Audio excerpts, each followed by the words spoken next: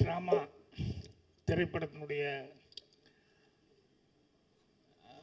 இசை வெளியீட்டு விழா, ட்ரெய்லர் வெளியீட்டு விழா, இதுக்கு வந்திருக்கிற அனைத்து பத்திரிகையாளர் நண்பர்கள், ஊடக நண்பர்கள் எல்லாத்துக்கும் என்னுடைய பணிவான வணக்கம் தெரிவிச்சுக்கிறேன். அதே மாதிரி ட்ராமா அந்த படத்தினுடைய எல்லா டீமையும் வாழ்த்த வந்திருக்கும் முன்னால் உட்காந்துருக்க அனைத்து மரியாதைக்குரியவர்களுக்கும் என்னுடைய பணிவான வணக்கம் தெரிவிச்சுக்கிறேன். இப்போ பேசிட்டு போன என்னுடைய இனிய நண்பர் ராதா ரவி முதல் கொண்டு எம்எல்ஏ மேடம் முதல் கொண்டு இங்கே ஹீரோ பர்சன்னா மாதிரி இன்னும் 2 ஹீரோஸ் இருக்காங்க. அதே மாதிரி என்னுடைய ஸ்கூலில் இருந்து வந்த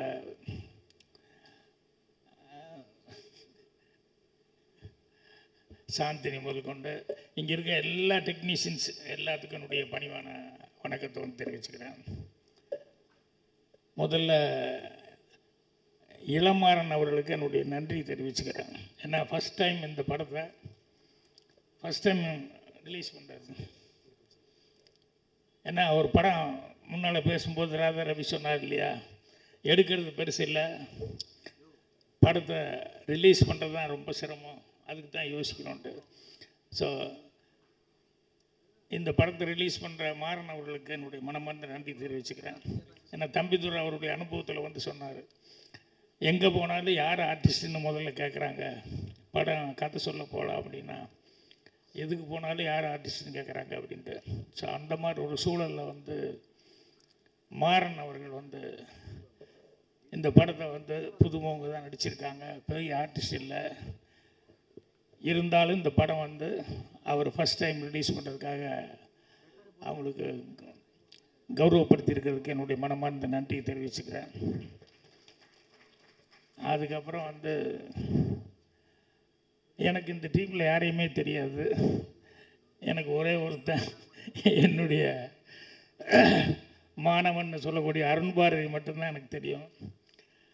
இந்த அருண் பாரதி தான் இவங்க எல்லாத்தையும் கூப்பிட்டு வந்தாப்புல இந்த டோட்டல் டீமை. அருண் பாரதிக்கு நன்றி தெரிவிச்சு. என்னென்னா பின்னால் பிரகாசமாக வரப்போகிற ஒரு டீமை எனக்கு ஒன்று வந்து அறிமுகப்படுத்தி வச்சானே அப்படிங்கிறது எனக்கு ரொம்ப சந்தோஷமாக இருக்குது. ஸோ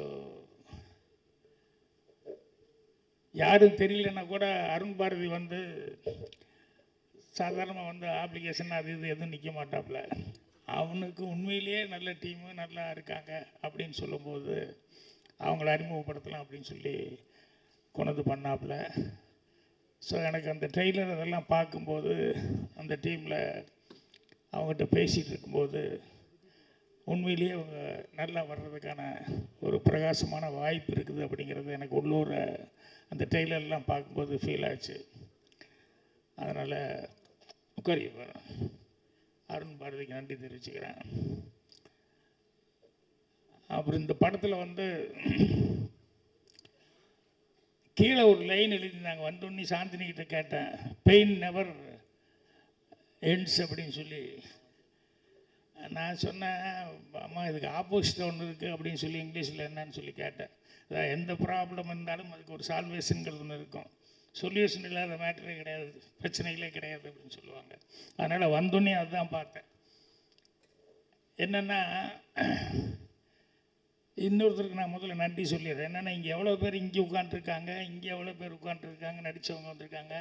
இதை தாண்டி எவ்வளோ கேமரா இருக்குது பாருங்கள், பத்திரிக்கையாரங்க எத்தனை பேர் இருக்காங்க பாருங்கள். இது நம்மால் ஒருத்தர்னால தான் முடியும். நிக்கல்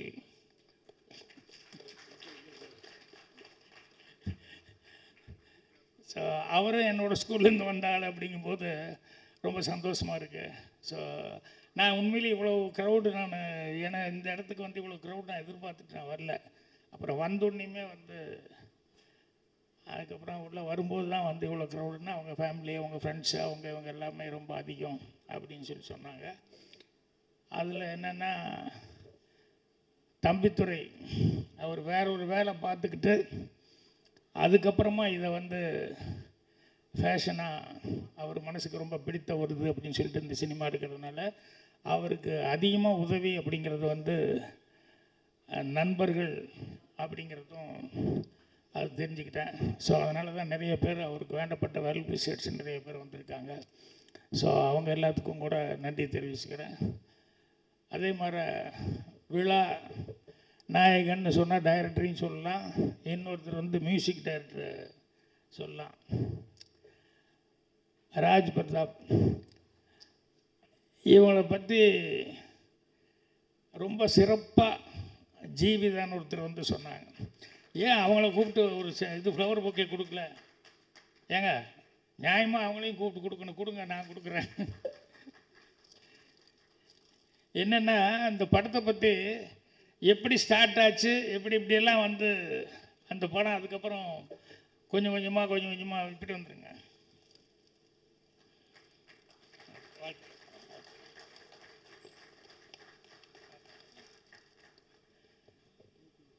அதனுடைய ஸ்டார்டிங்லேருந்து எந்தெந்த விதத்தில் வந்து அது எப்படி ஸ்டார்ட் ஆனது, அது எப்படி வந்து ஒவ்வொருத்தரும் என்கரேஜ் பண்ணாங்க, அதில் அவர் ராஜ் பிரதாப் அவருடைய ரோல் என்ன அப்படிங்கிறத வந்து ரொம்ப தெளிவாக சொன்னாங்க. அவங்க எந்த அளவுக்கு அவர் இது எடுத்துட்டாருன்னு.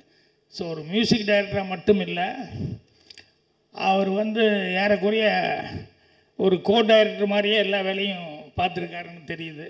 ஸோ அதுக்கு அவருக்கு என்னுடைய வாழ்த்துக்கள். அதே மாதிரி இந்த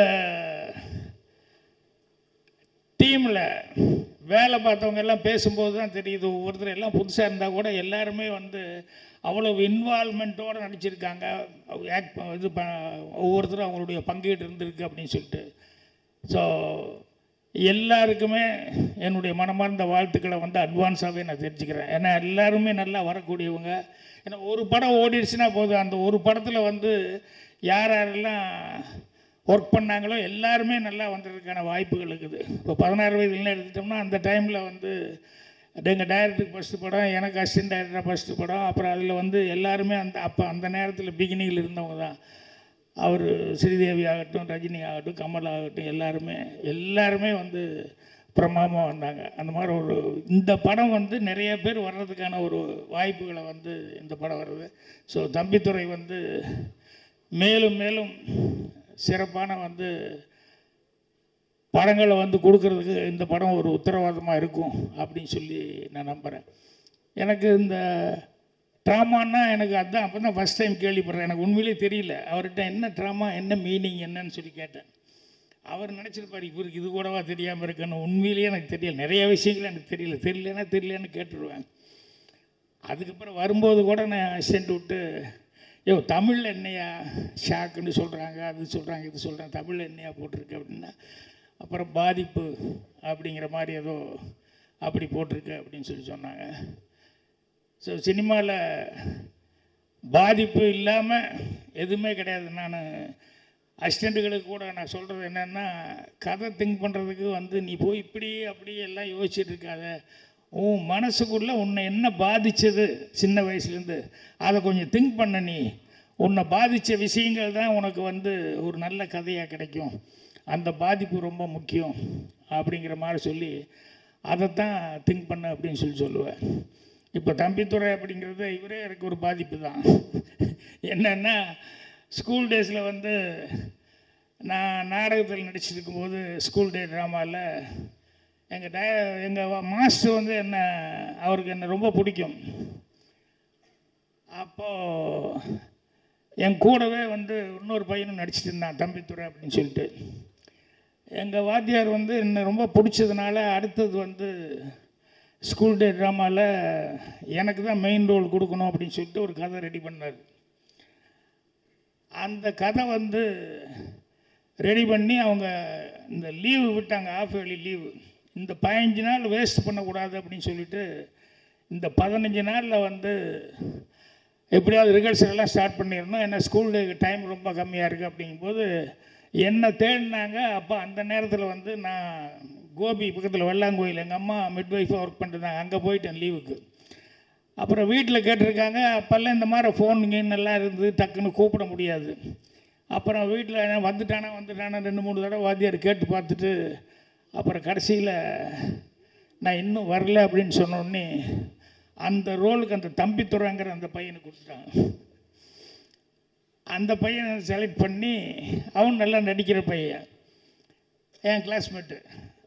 அப்புறம் நான் லீவு முடிஞ்சு ஸ்கூல் திறக்கிறதுக்கு ஒரு நாளைக்கு முன்னால் வந்தால் ரிஹர்சல் வாத்தியார் சொல்கிறாரு, இன்றைக்கி நாளைக்கு ரிஹர்சல் இருக்குன்னா போய் பார்த்தா எனக்கு ரோலே இல்லை. அந்த தம்பித்துறை கூட வர்ற மாதிரி ஒரு ரோலு. எனக்கு ஒரே அழுகழுகியாக வருது. அப்புறம் வாத்தியார்கிட்ட மாஸ்டர்கிட்ட, என்ன சார் இதுன்னு, நான் உனக்கு நான் ட்ரை பண்ணேன்டா, நீ ஊருக்கு போயிட்டா என்ன இதுன்னு கரெக்டான கான்டாக்ட் இல்லைடா, வேறு வழி இல்லை, ரிஹர்சல் பார்த்தே ஆகணும், டைம் வேறு இல்லை, அதனால தான் தம்பித்துறையை போட்டேன், எனக்கு தெரியும் நீ நல்லா செய்வேன்னு சொல்லி, இருந்தாலும் நான் வந்து தம்பித்துறையை போட்டேன், நீ அவனுக்கு கொஞ்சம் ஹெல்ப் பண்ணு அப்படிங்கிற மாதிரி சொல்லிட்டாரு. அப்புறம் வாத்தியார் சொல்லும்போது வேறு என்ன பண்ண முடியும், எனக்கு ஒரு சின்ன ரோல் தான், பரவாயில்ல அப்படின்னு சொல்லிட்டேன். என்னென்னா நான் நாடகம் நடிக்கும்போது எல்லாம் ரிஹர்சல் பார்க்கும்போதெல்லாம் வந்து நான் கூடவே ஏதாவது ஒன்று டைலாக் சைட்லெல்லாம் ஏதாவது சொல்லுவேன். என்னை விட சீனியராக நடிப்பாங்க சில பேர். அவன் 10th ஸ்டூடெண்ட்டாக இருப்பான், 11th ஸ்டூடெண்ட்டாக இருப்பான். அவங்க நடிக்கும்போது நான் வந்து சில நேரங்களில் வாத்தியார்கிட்ட போய் சொல்லுவேன், சார் அவர் வந்து மாமா கேரக்டர் செய்கிறார், வயசான கேரக்டர். ஆமாம், அவர் ஏதாவது துண்டு கிண்டெல்லாம் அந்த காலத்தில் இப்படி தோளில் இப்படி துண்டெல்லாம் போட்டுக்குவாங்கல்ல, அப்படி கழுத்து சுற்றி. ஸோ அடிக்கடி அந்த துண்டை அப்படி போட்டுக்கிற மாதிரி, கையில் ஒரு ஸ்டிக் இருக்கிற மாதிரி, இப்படியெல்லாம் ஆக்ஷன் பண்ணால் நல்லா இருக்குமே அப்படின்னு சொன்னால், ஒன்றும் நல்லா தான் இருக்கும் அப்படின்னு சொல்லிட்டு, அப்பா அவன் சொல்கிறான் கொஞ்சம் செய்ப்பா அப்படின்பாரு. அவங்களுக்கெல்லாம் ஒரே கோவமாக இருக்குது, இவன் 8th ஸ்டாண்டர்டு, இவன் எதுக்கு நமக்கெல்லாம் சொல்லி கொடுத்துட்ருக்கான் அப்படின்ட்டு. ஸோ அந்த மாதிரி வாத்தியார்களுக்கெல்லாம் வந்து என்ன ரொம்ப பிடிச்சது. அதுக்கப்புறம் அந்த ட்ராமாவில் வந்து உண்மையிலே இன்வால்வ்மெண்ட் ஆகி எங்கெங்கெல்லாம் எனக்கு முடிஞ்ச டைலாக்ஸ் எல்லாம் எனக்கு தோணுனதெல்லாம் சொல்லுவேன். வாத்தியார் என்கரேஜ் பண்ணி என்னை வந்து எடுத்துக்குவார். அதுக்கப்புறம் ஸ்கூல் டே ட்ராமா முடிஞ்சுது.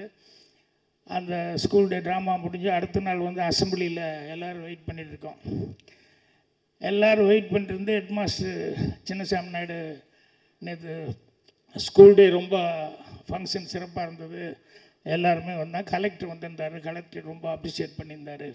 இந்த ஹோம் கம்மிங்னு சொல்லி அந்த ஸ்கூல் டேயில் வந்து ஒரு நாடகம் போட்டாங்க அப்படின்னு சொல்லிட்டு அதை ரொம்ப அப்ரிஷியேட் பண்ணி கலெக்டர் வந்து அவர் எனக்கு ரொம்ப பிடிச்சது, அதுலேயும் அந்த ஹீரோவை நடித்த பையன் தம்பித்துறை எனக்கு ரொம்ப பிடிச்சது அப்படின்னு அவனுக்கு ஒரு கப் அனுப்பிச்சிருக்காரு அப்படின்னா உடனே எல்லோரும் கிளாப்ஸு.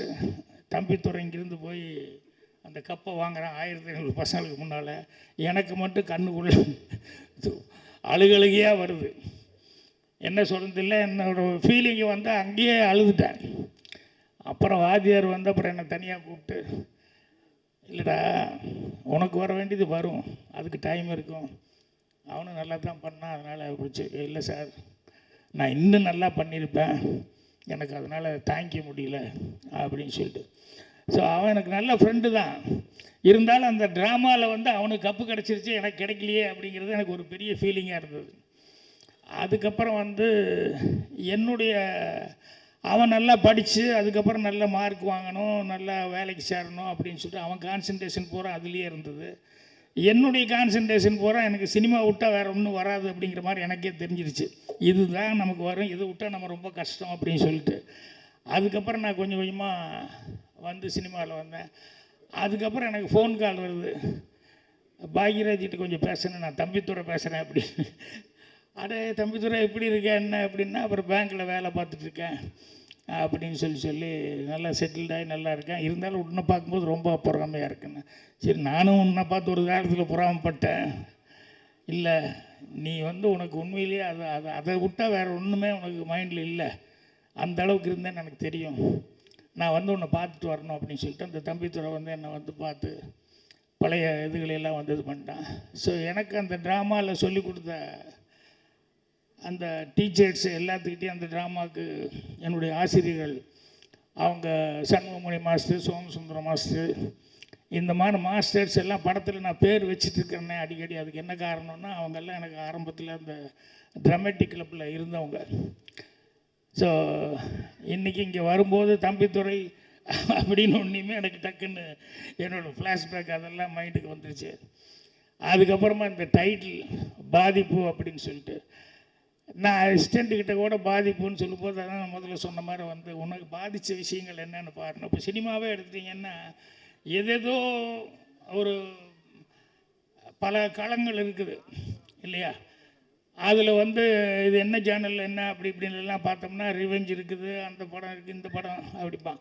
ஆனால் எல்லா ஊர்லேயும் எல்லா நாட்டிலையும் இருக்கக்கூடிய ஒன்று வந்து மிஸ் பண்ணாமல் இருக்கிறது, என்றைக்கும் எவர் கிரீனான ஒன்று இருக்கிறது, லவ் ஸ்டோரி அப்படிங்கிறது. அப்படின்னு என்ன அர்த்தம்? அந்த பாதிப்பு எல்லா ஊர்லேயும் எல்லாத்துக்கும் இருக்குது அப்படிங்கிறது தான்.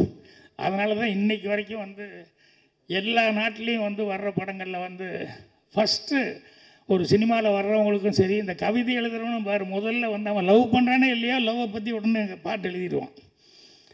அந்த மாதிரி படம் எடுக்கிறது அப்படின்னா ரொம்ப ஈஸியாக வந்து இந்த லவ் அப்படிங்கிறது வந்து அந்த ஜேர்னலில் படம் எடுக்கிறதுங்கிறது எல்லாத்துக்கும் டக்குன்னு உடனே தோணும். ஸோ அந்த மாதிரி இது இன்றைக்கி இந்த படத்தில் வந்து இவர் அப்படி இல்லை. இது வந்து வேறு மாதிரி சொன்னாங்க. ஒரு 3 சப்ஜெக்டை வந்து வெவ்வேறு டைப்பான சப்ஜெக்டு அப்படின்னு சொல்லி, அந்த மாதிரி டைப்பு கதை அப்படின்னு சொல்லிட்டு, ஒன்றில் வந்து பிரசன்னா அவங்க சாந்தினி வர்றாங்க, இன்னொரு ஹீரோயின், இன்னொன்று வந்து வேற ஒருத்தர் அப்படின்னு சொல்லிட்டு. ஸோ இவர் ஃபஸ்ட் டைம் வந்து தம்பித்துரை அவர்கள் வந்து எடுத்துக்கிட்டதே சப்ஜெக்டே வந்து வழக்கமாக எல்லோரும் பண்ணுற மாதிரி இல்லாமல் ஒரு டிஃப்ரெண்ட்டான ஒரு சப்ஜெக்டாக ஃபஸ்ட் டைம் எடுத்திருக்காரு. அதே ஏன்னா யூஸ்வலாக லவ் ஸ்டோரி அப்படின்னு சொன்னோம்னா எல்லோரும் பண்ணுற மாதிரி ஒரு லவ் ஸ்டோரி, அதில் என்ன புதுசாக பண்ணியிருக்காங்க அப்படின்ட்டு இருக்கும். ஆனால் இவர் எடுத்துக்கிட்ட களமே வந்து கொஞ்சம் வித்தியாசமான ஒரு களமாக இருந்தது. அதனால் 3 விதமான சப்ஜெக்ட் அப்படின்னாங்க. இதுக்கே அவருக்கு பாராட்டு சொல்லலாம். ஸோ அவர் வந்து இதுக்கு வந்து பக்கபலமாக வந்து நம்ம மியூசிக் டைரக்டர் வந்து இருந்திருக்காரு அப்படின்னு சொல்லும்போது, அது ஜீவிதெல்லாம் சொன்னதுக்கப்புறம் தான் தெரியுது அவங்கெல்லாம் எவ்வளோ தூரம் வந்து அதை வந்து இது வந்து சாதாரணமாக ஏதோ ஒரு நாளில் ஒரு ஸ்டார்ட் பண்ணி உடனே எடுத்துடலாம் அப்படின்னு சொல்லிட்டு இது வந்து எடுக்கலை. இதில் படத்தில் ஆக்ட் பண்ணவர் கூட ஒருத்தர் காணோம், இல்லை போயிட்டார். நடித்த ஒரு பாட்டு எழுதுனவர் ஒருத்தர் இறந்துட்டாருன்னு சொன்னாங்க. ஸோ இதுக்கு பின்னால் இவ்வளவெல்லாம் இவர் அந்த பெயின்னு போட்டதை அதுதான் சொன்னேன், அதுதான் நடிச்சுக்கிட்டேன், இத்தனை பேர் இருக்கான்னு. ஸோ எவ்வளோ நாளாக வந்து இதை அசை போட்டு இந்த படத்தை எடுத்திருப்பாங்க அப்படிங்கிறது என்னால் தெரிஞ்சிக்க முடியுது. ஸோ அவருக்கு வந்து கண்டிப்பாக எல்லோரும் அவரை கூப்பிட்டு நிற்க வச்சுருந்தவங்கெல்லாம் ஒரு பெரிய குரூப்பே வந்தாங்க. அசிஸ்டன்ட் டைரக்டர் அவங்க யாரெல்லாம் அவருக்கு ஹெல்ப்பாக இருந்தாங்க அப்படின்னு சொல்லி ஒருத்தர் விடாமல் எல்லாத்தையும் கூப்பிட்டுருந்தாங்க. ஸோ எல்லாத்துக்குமே ஒரு நல்ல எதிர்காலம் இருக்குது அப்படின்னு சொல்லி எல்லாத்துக்குமே அட்வான்ஸாக நான் வாழ்த்துக்களை தெரிவிச்சுக்கிறேன். கண்டிப்பாக இந்த படம் நல்ல வெற்றி அடையும். வெற்றி அடைஞ்சதுக்கப்புறம் தம்பித்துரை வந்து கண்டிப்பாக இண்டஸ்ட்ரியில் வந்து பேர் வாங்குகிற அளவுக்கு ஒரு பொசிஷனுக்கு வருவார். அதே மாதிரி வந்து இப்போ பாட்டை பற்றி சொல்லும்போது அந்த மேடம் வந்து இவங்க வந்து சொன்னாங்க, எம்எல்ஏ மேடம் வந்து சொன்னாங்க பாட்டை பற்றி. ஸோ அவங்க அந்த பாட்டை பற்றி சொன்ன மாதிரி நானும் வந்து அந்த பாட்டை வந்து கேட்டதுலேருந்து அந்த பாட்டு எனக்கு அவ்வளோ லைக்னஸாக இருந்தது. ஸோ அவருக்கும் ஒரு பிரமாதமான எதிர்காலம் வந்து இருக்குது சினிமாவில். ஏன்னா ஏற்கனவே அவர் 1-2 பண்ணியிருக்காரு. இருந்தாலும் அவர் வந்து இன்னும் பெருசாக பேசப்படுற அளவு வரல. ஆனால் இந்த படத்தின் மூலமாக இந்த படத்தின் மூலமாக வந்து கண்டிப்பாக அவருக்கு வந்து ஒரு மிகப்பெரிய பேர் வரப்போகுது. அவர் இண்டஸ்ட்ரியில் பேசப்படுற அளவுக்கு ஒரு நல்ல மியூசிக் டைரக்டராக வர போகிறாருன்னு சொல்லி அவருக்கு என்னுடைய அட்வான்ஸ் வாழ்த்துக்கள். அவருக்கு உதவியாக இருந்தவங்க எல்லாத்துக்குமே என்னுடைய மனமார்ந்த நன்றியும் வாழ்த்துக்களையும் தெரிவிச்சுக்கிறேன். நன்றி, வணக்கம்.